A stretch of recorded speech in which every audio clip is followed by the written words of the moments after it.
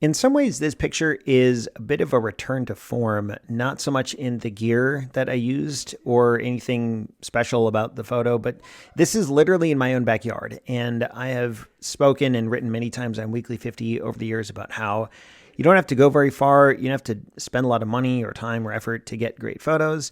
You can often capture photos in your own backyard. And that's what we have here. This is a leaf in my backyard after a rain. You don't really get much of the rain in this. You kind of get a little sheen on the greenery, but what you do get is nice diffused lighting, and the colors here, like the richness of the colors is, I wouldn't say it's unique to after a rain, but it's just something about the lighting after a rain, whether it's a rainstorm or just any rain. And so that's what we have here.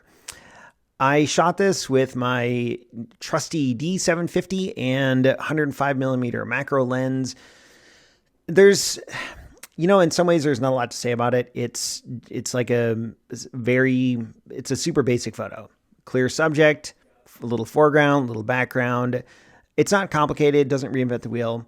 But one thing I find kind of interesting about this from a technical perspective is if you're on the blog, scroll down. And if you're on YouTube, click over to the blog and then scroll down.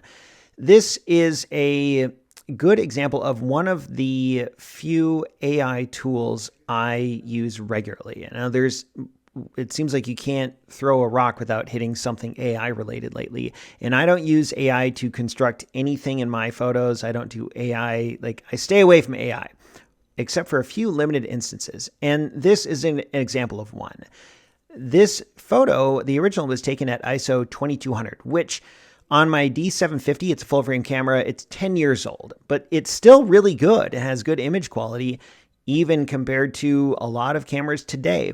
But you get in those higher ISOs like, 3200, 6400, and you start to get a little bit of the noise and grain. But there's a feature in Lightroom, and I don't really know how it works, but it's a noise reduction feature. And it uses some sort of AI processing to eliminate the noise in a photo while preserving the colors and the sharpness and the detail. And that's been kind of the holy grail of noise reduction in photography for forever. Is how do you get